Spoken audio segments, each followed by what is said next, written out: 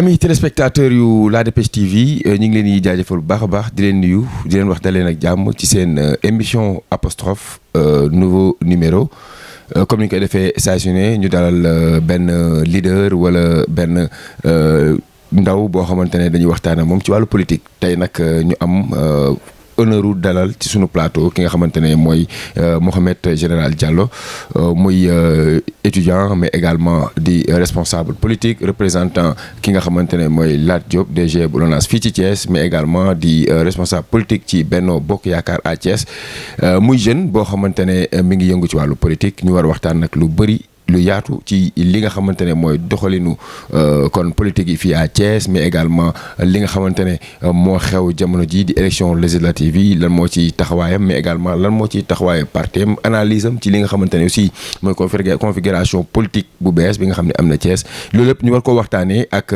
moom mi nga xamante ne mooy Mohamed Général Diallo lu ñu def rek mooy jébal ko kàddu gi mu nuyoo Mohamed asalaamaaleykum. asalaamaaleykum mbokki Sénégal mbokki Thiès ñu ngi leen di nuyu di nuyu képp ki nga xam ne rek moo ngi suivre seen bu am solo bi ñuy kontaan lool si tey dalal bi ngeen ma dalal fii ñëw seet si ma ñoo ngi si kontaan lool di si bëgg lool. Abdou Karim balaa ñoo tàmbali yaa fi teewal ki nga xam ni mooy Lat Diop DG bu LONASE wala bokk nga si ñu ko fiy teewal fii ci Thiès lan mooy say relation ak ki nga xamante ne mooy kon le DG de la LONASE. waaw di kontaan lool si question bi. Le DG de la LONASE mu di Lat Diop mu di koo xam ni ñaari mbir daf ñoo lié. bu si njëkk mooy. man si boppam maa bëgg la DG Lat Diop maa ko bëggal sama bopp mu neex ma loolu day am si doomu aadama wante deuxièmement mooy dañoo bokk ay ambition ay gis-gis muy si dëkk bi mu di Sénégal ma gis ni moom la DG Lat Diop dafa nekk DG bi nga xam ni dafa bëgg réewam wante nag di doxal réewam wante di xool li nga xam ni moo am solo si dëkkam mu koy def looloo yokk tax man si boppam ma jóg di jàppale la DG fii ma nekk mu di Thiès. léegi kon dégg nañu li nga wax mais ndax contact bi nga xam ne am nga ko ak la DG Lat Diop dafa nekk nii da ngeen jot a gisee nga doog ko liggéeyal wala da nga gis ci ay liggéeyam mu neex la nga ne léegi naa ko représenté nan la demee. waaw la DG Lat Diop man damay wax ni rek da di jant bu fànk. ku xool rek da ngay gis ay actam yi nga xam ne moo ngi koy posé di ko def si surtout si social bi nga xam ne moo ngi koy def foofu si fu mu dëkk mu di Géejawaay sa Dakar ndaxte nit sooy wut royukaay da ngay wut royukaay bi nga xam ni day def ngay teg say bët ndaxte léegi réew mi kenn naxatul kenn. Absolument. waaw te le DG Lat Diop dañoo gis ni moom moo ngi def ay social yu am solo foofu sa Géejawaay golfu moo tax looloo ñu njokk a tax ñun ñuy koy def royukaay ba jël ko bëggal ko suñ bopp moo tax ñun tamit fii à Thiès ñu nekk fi ay Lat Diop ngir ñun tamit ñu sukkali suñ gox looloo waral suñu alaaka suñuy diggante mu am solo ñuy déggante di waxtaan di sottante ay xalaat fii si niveau Thiès ak fépp waaw. alors ndax représenté ku mel ni Lat Diop yomb na. yombul waaw ndaxte le DG Lat Diop dafa am ay qualité yu am solo yoo xam ni da kaa amee. te pour nga représenter ko faaw nga amee qualité yooyu mu di le DG Lat Diop ku am fit. faaw nga am fit faaw nga nekk boroom xam-xam. faaw nga doylu. te le DG Lat Diop yii ma lay wax nii daf kaa amee ndaxte le DG Lat Diop am na fit doylu na am na xam-xam ndaxte dañuy wax mu ñu ni ku amul xam-xam. dañ lay foowe soo amul fit dañ lay xëbal suñ la xëbalee nga daw te soo doyluwul dañ lay jënd nga jaay sa ngor te le DG Lat Diop soo xoolee jikko yëpp da kaa meloo da kaa amee.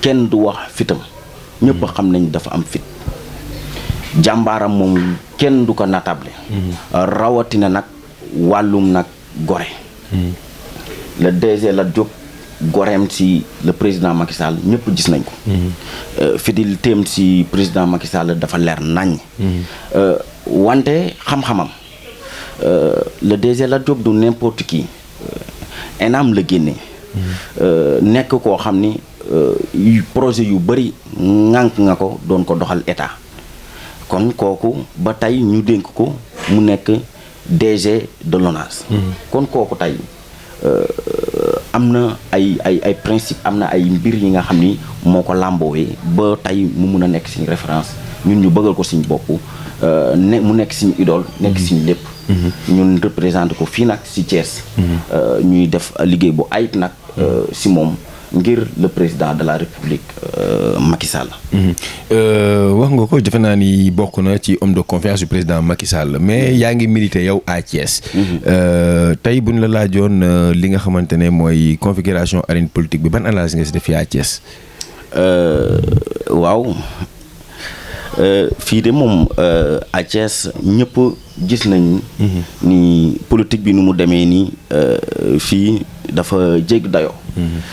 politique Thiès dafa metti wante ak nu mu munti demee fexe nañ ba ñun Benno Bokk Yaakaar ñoo ngi siy def liggéey bu ayib rawatina le président Idriss Seck dinaa ko saluer di ko nuyu di ko féliciter si liggéey bi nga xam ne moo ngi koy liggéey fii si département de Thiès muy def liggéey bu kenn mënutan wax fii fu mu yam ndaxte képp kuy leader ñi nga xam ni woon dañoo jafe woon a ànd ñu bokk bàyyi ñu bokk yaay ba pare bokk benn kër mënuñoo fexe ba ànd tey le président Idrissa Seck fexe na ba recevoir ñëpp ba waxtaan ak ñëpp ba ñëpp joxantewaat loxo ñu fas yéene di liggéey loolu dafa am solo te loolu moo ngi si bay waaram te boolewu si wax chaque jour muy taw muy naaj lu mu munti nekk le président Idriss Seck moo ngi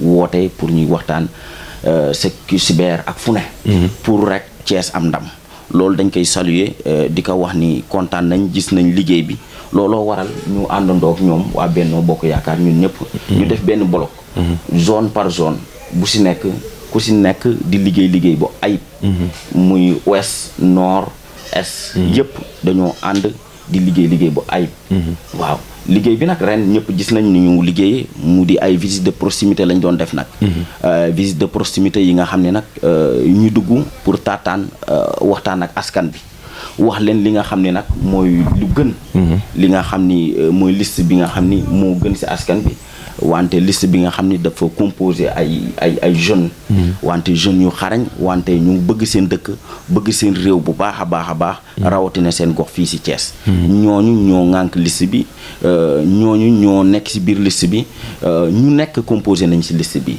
wante lu tax ñuy gën a rafetlu gën a kontaan ci liste bi mooy liste bi dafa nekk liste bi nga xam ni tey mooy listum jàmm bi tey liste bi mooy liste bi nga xam ne day jëmale Sénégal sa kanam moo tax Benno Bokk Yaakaar votel ko mooy votel Sénégal ak jàmm Sénégal. ndax da nga jàpp ni yeneen liste yi kon bu ñu leen votelee ay la ñuy indi wala ba nga dégg nga ne Benno Bokk Yaakaar votel mooy jàmm ji.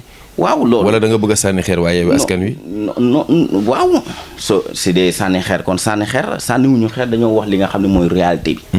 li nga xam ne moom la ñuy dund moom la ñuy gis mu di ñun. jàmm soo déggee Benno Bokk Yaakaar jàmm la musa woote ci lay dox mais tout récemment gis nañ ay leaders yi nga xam ni seen doxalin dafa nekk doxalin yi nga xam ni sintuwuñu ko ci leader te rafetluwuñu ko ci leader tamit mu di ay soo leen demetee seen kër yi neen dajji ko di ngeen fekk foofu ay nangam man loolu Ousmane Sonko ngay ci ngay non moom laay wax man Ousmane Sonko laay waxal direct Ousmane Sonko parce que dama jàpp ni moom si fekkee ne dane day bëgg a jiite réew am na yeneen doxalin yi ñuy xaar si moom mais pas ay doxalin di diggal jeunesse bi foofu tamit maa ngi lancé benn appel bu am solo ci samay mbokku ndaw ñi waaye rëkk waaye ubbi leen seen bët yi ubbi leen seen xel yi ngir ñu mën a doxal suñu dëkk bi wax neex na wante jëf yombul te ku jëf tuuti ñu dénk la dara tuuti nga jëf war naa won sa suba ndaxte ku xool seen doxalin nii ñu leen dénkee suñu askan bi xam ni ñi ay cuune lañ te mënuñu dara ndaxte dama daan dégg sama maam mu ni ngontu lu ne xam fooy fanaan moo ko gën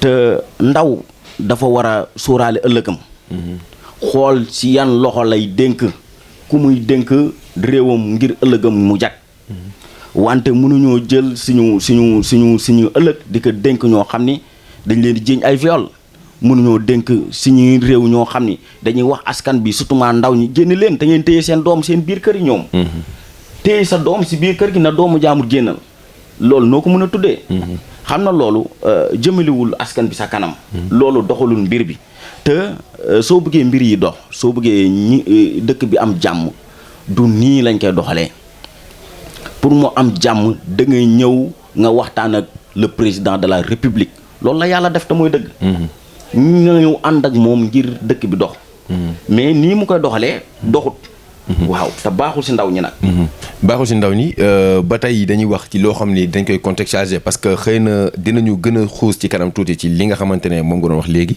waaye dafa am lu xew mooy élection législative démb la ñu clôturer li nga xam ne mooy campagne bi tey noppalu la incha allah ni kiy ëllëg dañuy daal di dem ci li nga xamante ne mooy vote yi nan nga jàngatee yaa ngi ko junj léegi ay proximité ngeen def yéen au détriment de caravane mobilisation sociale ban jàngat ngay def réellement ci li nga xamante ne mooy campagne bu Benno Bokk Yaakaar à Thiès. alhamdulilah laa njëkk a wax. di sant yàlla bu baax si ni ñu duggee si élection yi dem ba cappaandaw bi lépp laloo si jàmm ak salaam. wante ay xéewal yu bari ndaxte ñun fii au niveau Thiès.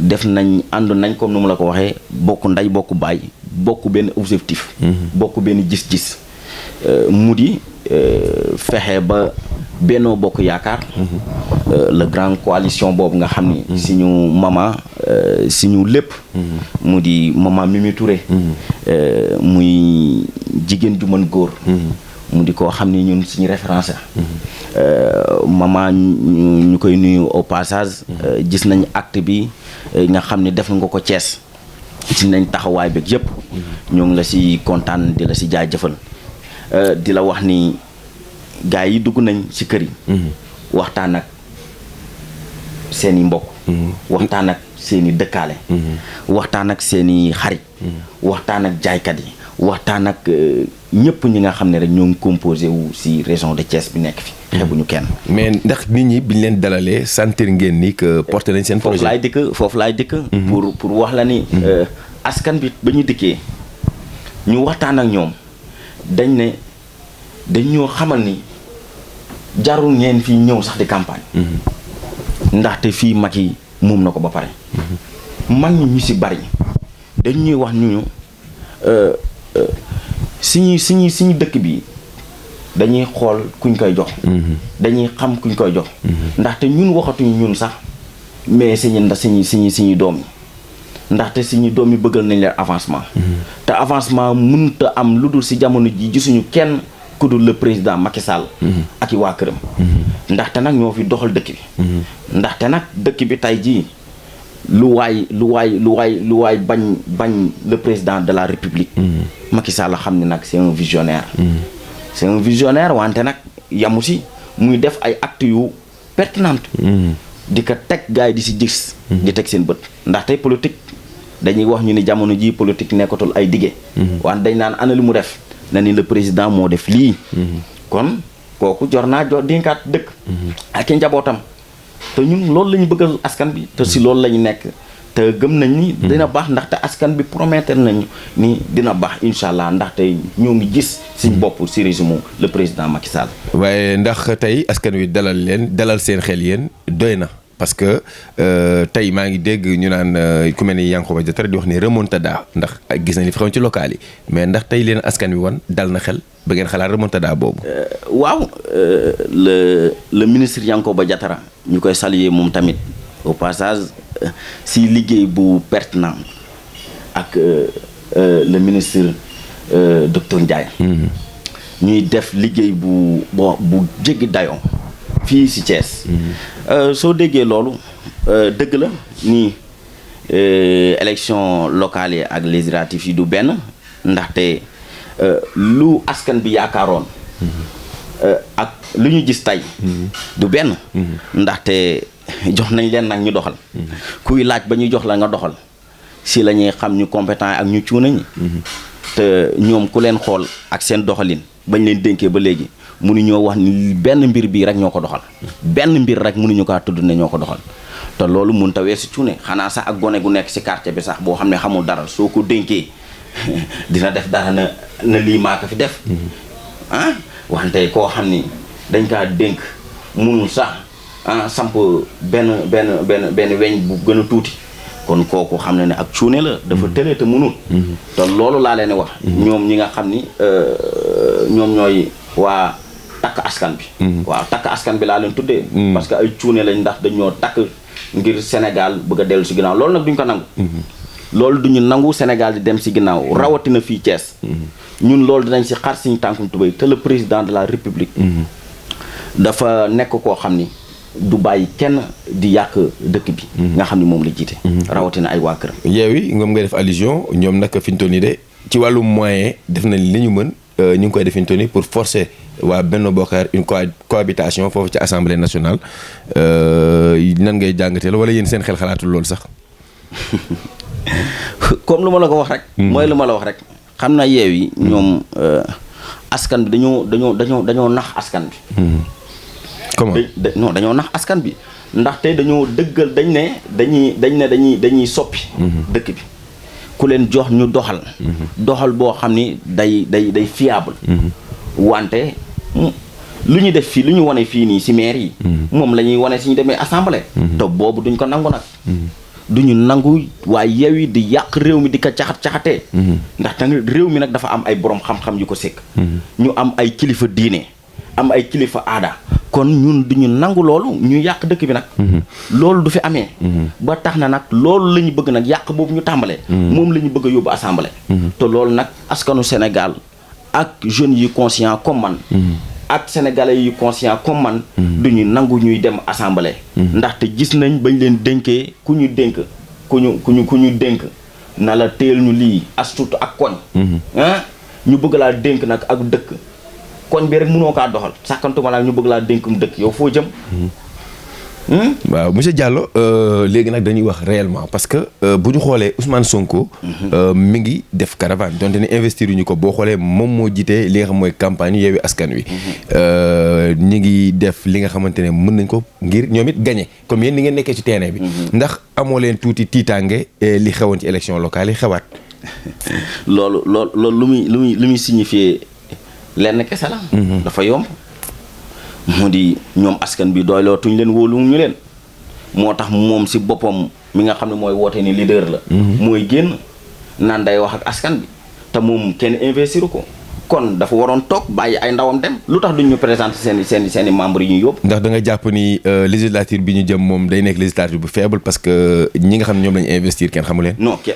non c'est-à-dire dañoo seen i image dafa baaxul si askanu Sénégal seen i image dafa doxalul askanu Sénégal te sénégalais yi nawlawuñu leen te loolu dafa am solo xam na assemblée du marché foofu du n'importe qui nay jël dugal ko fa da ngay jël ki nga xam ne référence la ki nga xam ne bëgg na dëkk bi ki nga xam ni dañ koy xool wala muy wax ay kàddoom di jariñ askan bi wante ñi nga xam ni saaga nday la ñuy nekkee ci réseaux sociaux yi di wax lu ñaaw di wulli ay worma ay kilifa ñooñu la ñu bëgg a teg ci assemblée bi ñu ni ñooñu waaye Yewwi Askan bi ñoo ko def te moom moo leen jiite Ousmane Sonko te nag dafa war a arrêté dafa war a arrêté ci mbir yi nga xam ne nag moo ngi koy dugal ci Sénégal loolu baaxul. ñu gis pour la première fois leaderu Benno Bokk Yaakaar yëpp daal di booloo mu mel ni fi ñu toll nii xam nañu enjeu bi nga xamante ne moom la élection législative yi am tey ndax loolu rek tey doy na ngir indiwaat le poids bi nga xam ne Benno Bokk Yaakaar am na ko à Thiès. loolu kay sang bi Mouhamed xam nga ni. moom la suñ borom yàgg a wax suñ borom moo ni nekk leen benn. booloo leen ndaxte yaakaar naa ne ak sayum mat ku ko bëgg a damm moom dina metti de. lool pour damm leen moom day jafe. wante si dee kenn day neex damm. looloo tax nag le président woo leen ne leen gis-gis yi benn la bëgg-bëgg yi benn la. kon ànd leen ngeen nekk benn. looloo waral ni ñuy def ni ñu Thiès. Benno bii nekk Thiès. moo nekk fépp. ngeen foog ni boo leen ko defoon ci local yi doon woon gën a yomb xëy na ngeen gañe woon local yi li leen dal est-ce que du tamit seen féewaloo moo ko indi. non du ma ne féewaloo la sax. du mën a féewaloo la wante ñàkk waxtaan la. ñàkk waxtaan la. wante ba ñuy toogee waxtaan gis que ni am na grand changement. bi nga xam ni am na au niveau Benno Bokk Yaakaar. ñëpp gis nañ liggéey bu am solo bi nga xam ni ba ñu bokkee ba léegi nekk benn. ñoo ngi koy liggéey fii si Thiès ak fépp si Sénégal nag. tout à fait waaw loolu li ñu naan lëg loo ko bañ nangul ko ni nag ku mun a daw la. waaw. te loolu moom la ñëpp gis. Benno Bokk Yaakaar daal laf cat. Benno Bokk Yaakaar yal na leen yàlla sàmm. Benno Bokk Yaakaar yal na leen yàlla sàmm bu baax. ndaxte nag ay rawukaay lañ. te ñoo xam ni ñu askan bi nangul lañ ndaxte dañoo nekkal askan bi di jàppale askan bi di nekk seen wet muy suba muy ngoon muy taw muy sewet. ñoo ngi si wetu askan bi. kon ñooñu jar nañ leen jàppale nag. Mohamed. 21 jours de campagne ñu boucler. campagne bi metti woon na amoon ay jafe-jafe waaw vraiment moyens yeeg conditions yi porte à porte et tout ça. tey jeex na ñi nga dëgmal li nga xam ne mooy vote. ndax jàpp nga ni wala boog ban analyse ngay def ci tendance yi nga xam ni mi ngi dessiné sur le terrain ndax yaa ngi woon ci terrain bi. donc lan ngay jàngat ban tendance ngay gis yow. ndax yaa ngi gis victoire Benno Bokk Yaakaar. alhamdulilahi rabbil alamin nee nañ jóge sa làmb ja di bàkku moo gën a wóor di dem sa làmb ja di bàkku. ñoo ngi sant yàlla bu baax di yaakaar comme ñëpp lu ñu yaakaaree ginnaaw ga ñu defee suñ liggéey ba pare bàyyi lépp si loxoy suñ borom. gëm nañ ni dinañ am ndam. dañ kaa gëm ndaxte dañu liggéey lu tax ñu am war kaa am. gis na dañ ne xandoor si dammee sa waar wàcc. ndaxte ñun dañu suñu ànd bi dafa sincère. jàppale bu ñuy jàppale le président de la république sincère.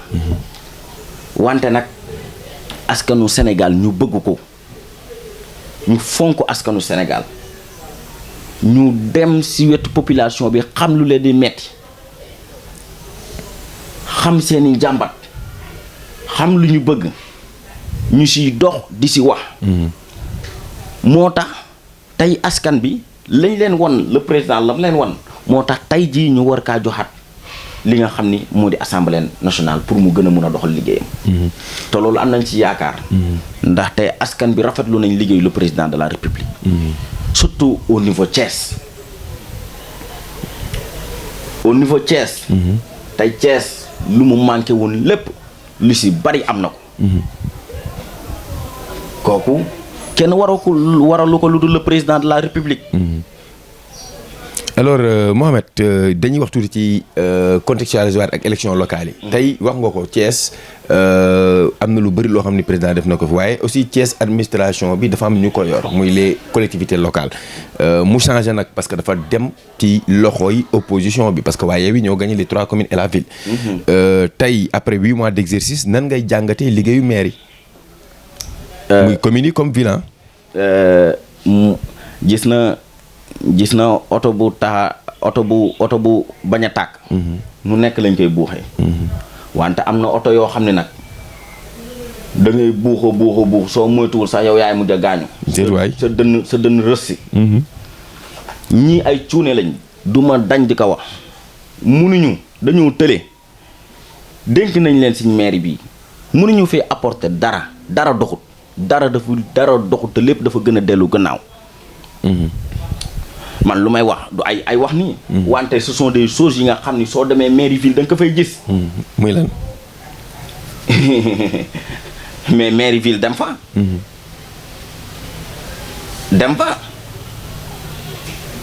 ku fa dem xam ni mairie ville bi nu mu meloon ak nu mu mel léegi du benn. ci ban fànn exactement. ci ban fànn. mairie ville en l'époque jamonoy le maire sortant. Talla Sylla. soo fa demaan da ngay gis di mairie bi da doon dox normal. soo ñëwee alentouru mairie bi. ci ay Mikeland. gis Kajoor Glace bi nga xam ne ba mu fa ñëwee yàggul. muy loo xam ne day apporter Thiès gën a jaay Thiès. ñu gis ay démarches yu am solo. ñu gis ko le maire sortant Talla Sylla def ko. apporter ko dëkk bi. ñu gis actuel maire moom toogagul sax commencé damay tëj lii. damay def lii non lii du fi amati lii du fi doxati soo xoolee tey alentouru maire bi ana lu fa nekkoon. da nga bëgg wax pavage bi quoi. ana lu fa nekkoon mais soo ñëwee foofu xool pavage yooyu xam ne loolu tey dafa lor askanu Sénégal askanu Thiès. ndaxte askanu Thiès tey si tawee foofu xoola nu mel. xool nu mel ak taw bi ndaxte yaakaar naa ne suñ la dénkee maire mooy li ma lay wax dañoo cuune ay cuune lañ mënuñu dañoo tëlee suñ la joxee projet da nga koy étudier jàng projet bi xool ko ndax lii fii ak quelque temps du am gàllankoor bu muy jural Thiès. mais ñu jox la projet nga ñëw daal di dajji yow daal dafa mel ni. yow daal ay dajjee ci tëj yàq rek moom nga xam ñu naan ay docteur bu cuune la xamul. moom ak patron ñoo yam mu di Sonko. kookoo gën a nekk cuune ñëpp. ñu jox ko mairie ville Talla defar ba mu rafet est-ce que tu sais que le maire sortant Talla Sylla lu mu apporter Thiès. est-ce que xam nga loolu nu mu toll. mu def si ay jéego yu metti mu ak lu mu munti encaissé dafa liggéeyal Thiès ba tey Thiès ku jug xam ni le maire Talla Sylla dafa def dara. comme lan par exemple parce que. tey xam nga randu leen. randu leen nga jël école Cité d'eau tali boobu ak foofu nu ko ndox mi daan def foofu musta am tali. le maire Talla Sylla grâce le maire Talla Sylla ànd seeg li ñu naan waa kii nan tudd ànd seeg état du Sénégal. ci programme Promoville bi ànd seeg état du Sénégal. état du Sénégal jàppale le maire de la ville de Thiès. jox ko muy projet Promoville bi nga xam ni moo accompagner le maire Talla Sylla ba mu mun a dem réaliser ay liggéey yu bari fii si Thiès. loolu lan moo ko waral. lu dul dafa bàyyi ay intérêt personnel am dem xool intérêt commun mu dem ànd ak le président de la République Macky Sall. ngir Thiès jag moo tax Thiès bénéficié wu si lu bari. tey soo xoolee Thiès lëndëm bu mu amoon amatu fi. dañ na lu ma leen di wax nii du ay waxum dig wala ay waxum yoo xam ni dañuy wax nii rek mais dama lay wax ji nga xam ni dafa nekk. Thiès di ko dund di ko gis. dañuy wax ni Thiès dëkku bañkat la ba tax na souvent état central souvent dañ koy jox ay opposants ba état central pour mu dugal loxoom ci doxalin bi day jafe loolu tax ba Thiès xaw a reculer ay temps opposition ba mu nekkee ci opposition bi gisoon nañ affaire yi taxaw. mu dem Talla Sylla aussi gis nañ ko ci nguur gi ndax day firndeel ni que loolu dëgg la Thiès ville de refus la wala yow jàngatee woon noonu ne état mi ngi dugal loxoom chaque fois ci doxalinu Thiès. non état moo ngi dugal loxoom chaque fois ci Thiès.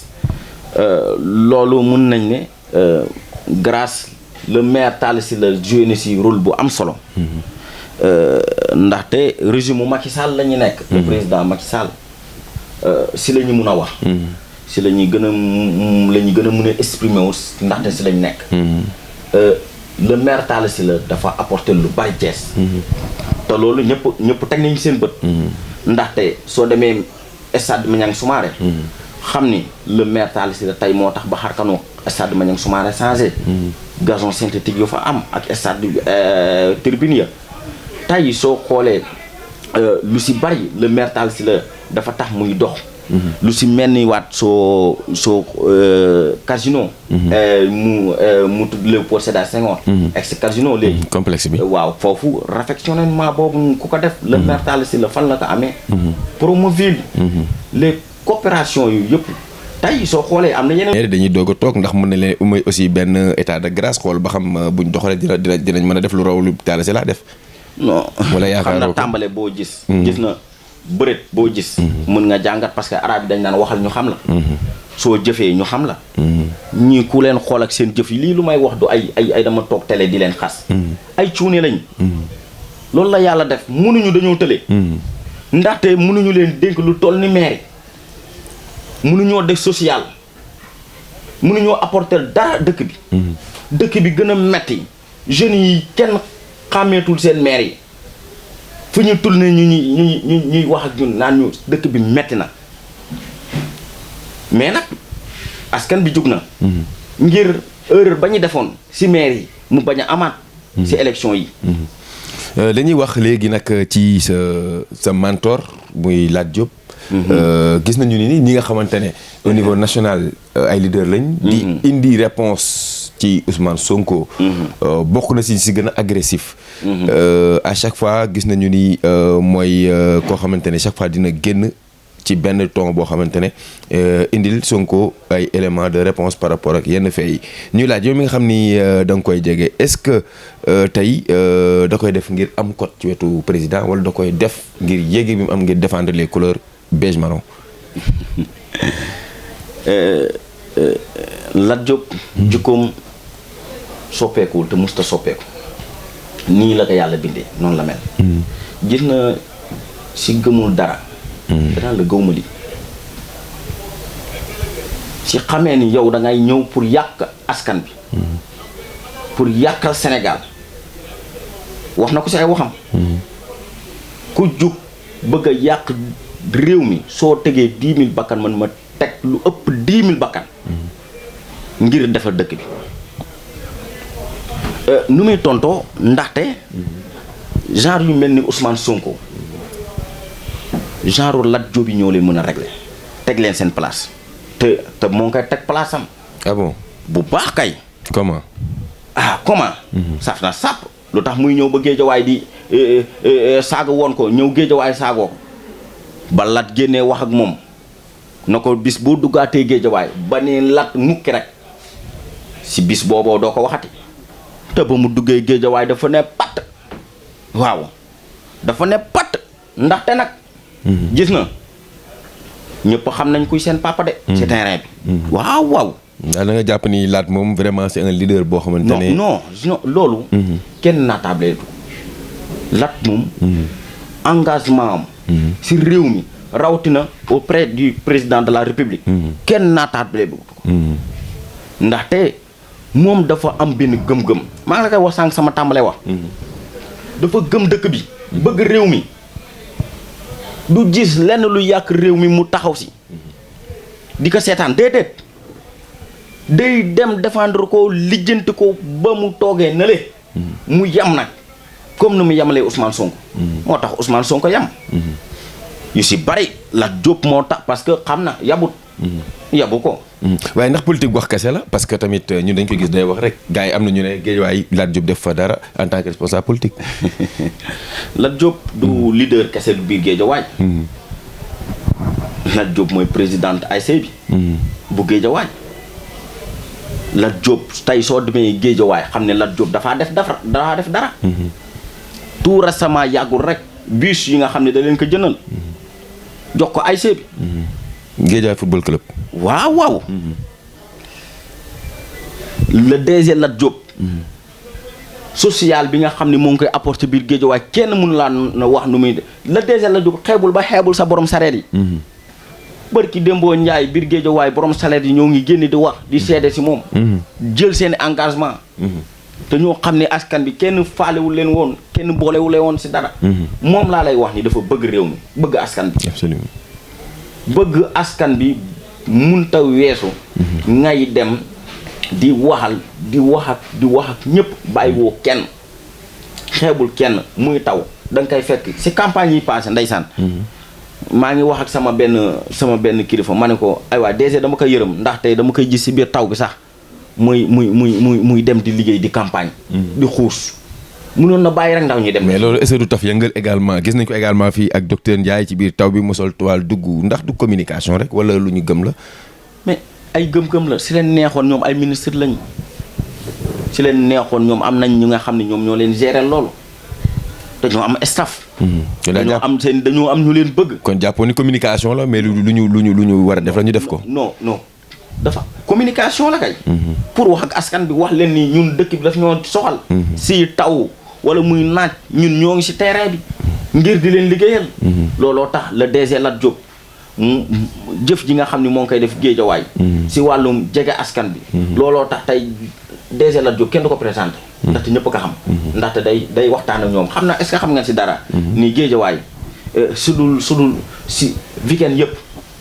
day toog ak waa Géejawaay toog ak di naan ak ñoom ataaya di kaf ak ñoom di waxtaan ak ñoom jege leen ñu def ko ay xarit mu nekk seen xarit nekk seen lépp. kon kooku genre yooyu la ñuy wër. genre yooyu la askan bi di wër. te ñu mel ni le DG Lat Diop. ba pare nag dëggu. si lépp lu ñuy def dafa feeñ ci léppam nag. waaw. yaa ngi koy wax action yu concrète yoo xamante ne lim nga ko fii yoo xam ne def na ko en faveur des populations mais tey moom Guédiawaye am na fa beneen vis-à-vis au-delà des responsables politiques yi nga xamante ne ñu ngi Benno Bokk Yaakaar il y a l'émergence d'Ahmed Aïdara devenu maire de la ville de Guédiawaye kooku tamit tey gis nañu Lat Diop askan wi fal ko ndax loolu également du beneen liggéey boo xamante ne da ko war def ngir gën a dugg ci xol askan wi. non bul may buzz Ahmed Aïdara. bu ko may buzz nga jàpp ne amul buzz daal. non kooku mënul. kooku xamul sax fu affaire yi di doxee mënul doxal. déet waay. kooku mënul c'est-à-dire loolu erreur la moom laa lay wax moo dal ñu bari. moo ñu dal sax ñun Thiès. daa da nga jàpp est-ce que dañoo def erreur de casting. non c'est-à-dire erreur la. Sonko trompeur la day naxee ndaxte ñooñu tey moo leen di may kot kooku du gerte caa posé wul dara du pepp. ndaxte Géejawaay boobu dañoo defoon erreur wante loolu dina dañ ci élection yi incha allah. daal jàpp nga ni tendance bi day renversé wu. non day renversé wu bu baax. ndaxte nag ku gis mburu xam ni mburoo ngi nii. waaw doo gis di jamaa di ko tëkkaleeg ay përëm. dañuy wax ci waajtaay ndorteelu campagne élection législative yi balañ koy wax waxoon nañu parité confection de liste moomoon ay jafe-jafe gis nañ Yewwi Askan Wi coow li. dañuy marche duñu marche doo leen fi marche lu ne dégg nañ ko fi ndax invalidation wu liste Yewwi Askan Wi ñi ne Benno Bokk Yaakaar ñoom tam seen liste dañ ko waroon a invalider ñi ne non ñoom benn erreur la woon mais loi bi jël na ko en compte ñi ne sax c'est le ministre de l'Intérieur qui a anticipé sur les événements bind texte bu indi loolu alors situation boobu nan nga koy jàngatee. gis na Yewwi Askan Wi. dañuy jël xam na jël raw sa cordon ba mu baax. sa buum ba mu baax. nga xoj sa bopp ba mu baax. ray sa bopp ba mu baax. ba pare taxaw fële nga ni rayuma sama bopp de binduma kee moomu bindal. wala kee moomu defal loolu xam na loolu mun ta wees yëfu cuune yow nga ni da ngaa bëgg a jiite ak dëkk. munoo respecté sax texte yi lu ñu si bind. ba pare taxaw fële di nax askan bi di wax ni ñii ñoo ma yaakaar loolu xam na loolu dafa doxul. xam na c'est-à-dire mag du nax boppam. te bu ñu jàppee askan bi ayu dof loolu dañ ko war a bàyyi waa Yewwi Askan bi. nañu bàyyi caaxaan bi ñuy caaxaanee askan wi. mais noo jàngatee ñoom dañ doon wax ni élection du fi am. mu def marche ba am na sax ñu si ñàkk seen bakkan mais élection am na wala amul te finalement mujjee nañ ñoom dem campagne. alors valse boobu ñu valse entre les propos yow nan nga koy jàngatee. moo li ma la wax c'est-à-dire nax bu ñu nekkee askan bi élection am na wala amul. en tout cas je pense que moom préfet bi woote na nii may wax ak yow pour vraiment ñu wër les centres pour installer les urnes et consorts te di campagne nañ ci jàmm ak salaam. waaw le ministre de l'Intérieur était à Thiès aussi vendredi ngir visiter les lieux de vote. mani wax neex na sàcc tama neex na wante foo koy tëggee jafe gis na ñii ay cuune lañ faaw gars yi nangu ne ay cuune lañ mënuñu dañuy nax askanu Sénégal dañuy nax ndaxte dañ ne élection du am campagne ñu si jàmm ak salaam ba jeexal campagne war a xëy suba dem voté ji te incha allah noonu la ñuy demee si jàmm ak salaam voté ji gañe leen dóor leen ñibbi feete ka ak sénégalais yi si jàmm ak salaam doxal dëkk bi nag si anam yu gën a màgg si anam yi. ndax dañuy wax tamit fichier affaire fichier tey ndax yéen a ngi bàyyi xel loolu parce que souvent ñoom aussi ñu ne fichier bi amul benn garantie et que c'est manipulé par l'État bi nga xam ne moo koy doxal. fichier bi. fichier yëpp am garantie. fichier yëpp ñoo fiable. ndaxte état du Sénégal. lépp li nga xam ni matukaay la si wàllum élection yi. da kaa jël ba mu mat sëkk. ngir élection yi nekk élection yu fiable. yoo xam ni ñëpp dinañ rafetlu liggéey bi nga xam ni. le ministre de l'intérieur moom koy def. te loolu ñëpp ñoo ngi ci teg seen bët. te ñoom fii la ñuy jóg ci campagne lu ma lay wax. irresponsable bi nga xam ne Ousmane Sonko doon na ko.